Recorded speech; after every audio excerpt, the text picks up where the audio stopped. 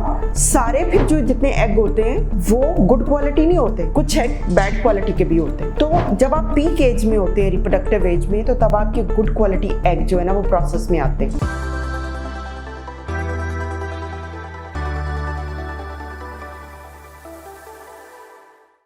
अस्सलाम वालेकुम, मेरा नाम डॉक्टर तंजीला रहमान है और मैं कंसल्टेंट ऑब्स्टेट्रिशियन एंड गायनेकोलॉजिस्ट हूँ। मेरा स्पेशल इंटरेस्ट है फर्टिलिटी ट्रीटमेंट में। आजकल बहुत ज़्यादा पेशेंट ऐसे आ रहे हैं जिनको बांझपन की शिकायत है या इनफर्टिलिटी के पेशेंट्स हैं वो, और उनकी बहुत सारी इन्वेस्टिगेशंस हुई भी होती हैं या मैं भी एडवाइस करती हूँ, या वो गूगल कर लेते हैं कि क्या क्या रिपोर्टें होनी चाहिए, खून में क्या होना चाहिए। तो उसमें एक बड़ा इंपॉर्टेंट टेस्ट है AMH, एंटी मुलेरियन हार्मोन का। तो ऑलमोस्ट सभी कंसल्टेंट्स कराते हैं इसको, टेस्ट को। तो मैंने सोचा कि आज आप लोगों को मैं बताती हूँ कि AMH का नॉर्मल लेवल क्या होता है और AMH अगर डिस्टर्ब आ जाए तो उसकी क्या वैल्यू है, और इसका आपकी फ्यूचर फर्टिलिटी के ऊपर या बच्चा पैदा करने की सलाहियत के ऊपर क्या इफेक्ट होता है, और अगर आपका AMH लो आ जाता है तो आप क्या कर सकती हैं। Let's start.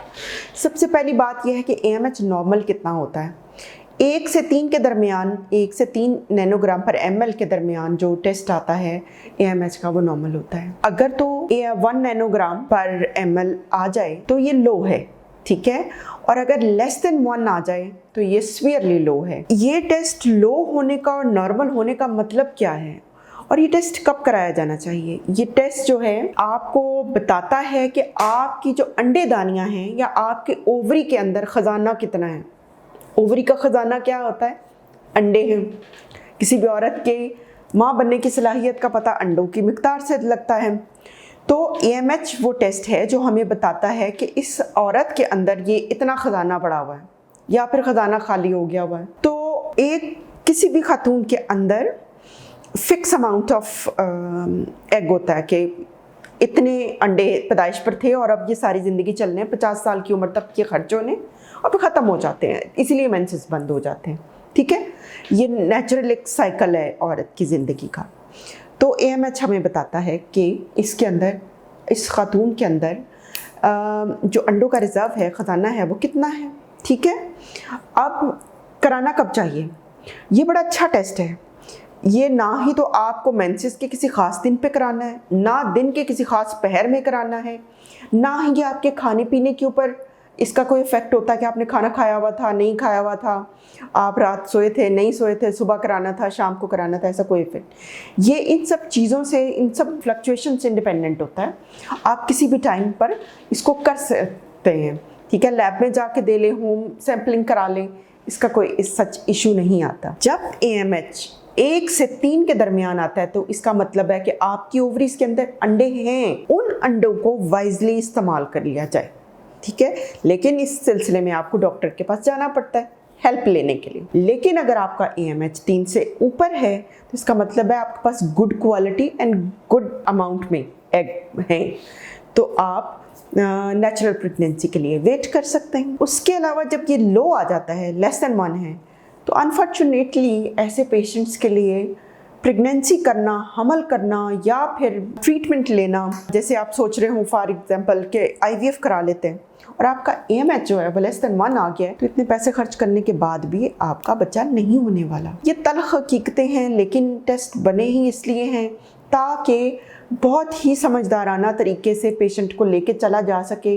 बच्चा तो उसको ऑलरेडी नहीं हो रहा, पैसे भी उसके ज़ाया होंगे और ज़हनी कोफ्त भी उसको बनेगी, सोशल इफ़ेक्ट्स भी बड़े आ जाते हैं इसके ऊपर। अब वजूहात क्या हैं अगर किसी खातून के AMH लो आता है? तो पहली बात है उम्र। खातून की उम्र अगर ज़्यादा है तो AMH का लेवल कम होना शुरू हो जाता है। मैंने अपनी पहली भी कई वीडियोस में बताया है कि आपकी जो आइडियल एज है कंसीव करने के लिए बच्चा, वो 20 से 30 साल है। 20 से 30 साल में अगर आप नहीं कर सके प्लान, शादी नहीं हुई या प्लान नहीं किया खुद, जो भी है, तो 35 से पहले कर लें। 35 साल से पहले अपना बच्चा प्लान कर लें, उसके बाद मुश्किल हो जाती है, ठीक है। क्योंकि जब एक बच्ची पैदा होती है उसके अंदर फिक्स नंबर होता है एग का, और सारे फिर जो जितने एग होते हैं वो गुड क्वालिटी नहीं होते, कुछ एग बैड क्वालिटी के भी होते हैं। तो जब आप पीक एज में होते हैं, रिप्रोडक्टिव एज में, तो तब आपके गुड क्वालिटी एग जो है ना वो प्रोसेस में आते हैं। हमल भी ठहरता जल्दी, ठहर भी ठीक जाता है, मिसकैरेज भी नहीं होता, कॉम्प्लिकेशन भी नहीं होती, ठीक है। तो लेकिन जैसे ही एज ज़्यादा होती है तो पुअर क्वालिटी एग आना शुरू हो जाते हैं। अब उम्र को तो कम नहीं किया जा सकता, जब टेस्ट वगैरह कराए जाते हैं AMH अगर 1 से 3 के दरमियान आ जाए तो फिर थोड़ा आपको ट्रीटमेंट के साथ प्रेगनेंसी करनी पड़ती है। फिर आ जाते हैं वो कपल्स जो मैरिड फॉर जिनकी शादी को फॉर एग्जांपल 10 साल हो गए, 9 साल हो गए, 8 साल हो गए, इससे भी ज़्यादा हो गया, बेचारे मारे फिर रहे हैं, कभी किसी के पास इलाज के लिए जाते हैं, कभी किसी के पास इलाज के लिए। उनका इलाज इस तरीके से किया गया, मेरे कहने का मतलब ये है कि इस इम्प्रॉपर या फिर सही तरीके से नहीं किया गया कि उनके अंडे ज़ाया हो गए। सो ऐसे पेशेंट ओवर ट्रीटेड होते हैं, ज़रूरत से ज़्यादा उनका इलाज हुआ हुआ होता है और प्रॉपर या ऑथेंटिक तरीके से नहीं हुआ हुआ होता। सो जब आपको लगे कि शादी के साल या 2 साल बाद कि बच्चा नहीं हो रहा, तो प्लीज़ आप ऑथेंटिक डॉक्टर के पास जाएं जो फर्टिलिटी स्पेशलिस्ट हो, जो आपके अंडे दानियों के अंडों को दवाइयाँ दे दे के ज़ाया ना कर दे, ठीक है। उसको प्रॉपर तरीके से लेकर चले और आपको नुकसान की बजाय फ़ायदा दे सके, ठीक है। तो अब जो तीसरी इम्पॉर्टेंट वजह आती है वो ये आती है कि सर्जरी आपकी कोई अंडेदानी के ऊपर हो गई है। जैसे अक्सर ख़वातीन को पानी की थैलियाँ हो जाती हैं, ओवेरियन सिस्ट या ट्यूमर्स, तो आप उसकी सर्जरी कराते हैं।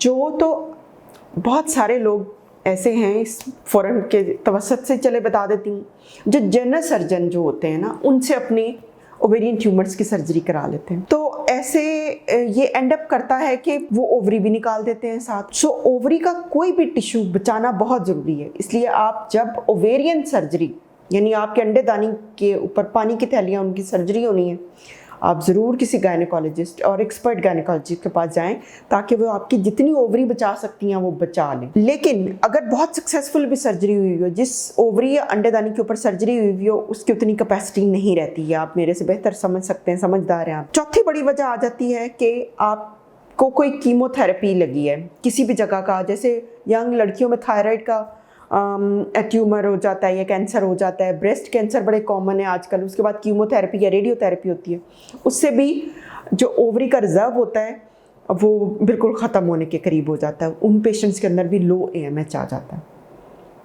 अब करना क्या है लो AMH का? लो AMH जब आ जाता है तो उसको फिर वाइजली यूज़ करना होता है, ठीक है। 1 to 3 वाले पेशेंट्स को यूजुअली हम 1 to 3 हो और यंग एज हो, लेस देन 30 हो तो हम ओवुलेशन इंडक्शन यानी कि अंडे बनाने को असिस्ट करने वाली दवाइयाँ देकर भी प्रेगनेंसी, नेचुरल प्रेगनेंसी करने की कोशिश करते हैं।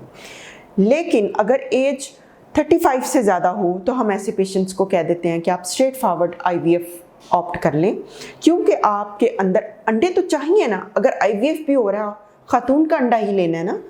अगर ये जो थोड़ा सा रिजर्व है अंडों का, ये भी ज़ाया हो जाएगा तो फिर IVF का ऑप्शन भी नहीं रहता। ये कीमती अंडे होते हैं, सो इनको प्रॉपरली यूटिलाइज होना चाहिए।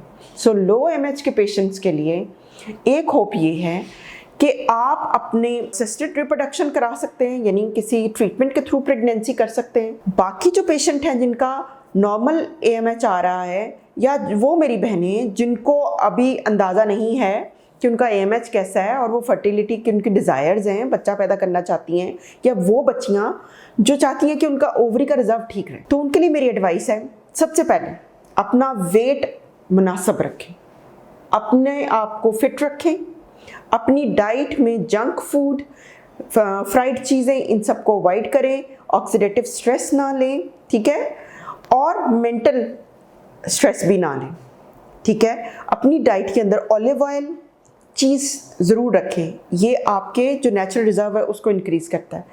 स्ट्रॉबेरीज़ बहुत अच्छी चीज़ हैं ओवेरियन रिजर्व के लिए, उनको ज़रूर लें। और कोई ना कोई एंटीऑक्सीडेंट अपनी डाइट में ज़रूर रखें, जैसे लेमन है, और अगर जो फ्रूट्स का सीज़न आता है तो ऑरेंजेस वगैरह हैं। होपफुली मेरे इस सेशन के बाद आपको AMH लेवल और फर्टिलिटी के बारे में अवेयरनेस में इजाफा हुआ होगा। काइंडली मेरी वीडियो को लाइक करें, शेयर करें। अगर आपका कोई क्वेश्चन है आप कमेंट्स में पूछ सकते हैं, मैं उसको ज़रूर आंसर करूँगी। Thank you.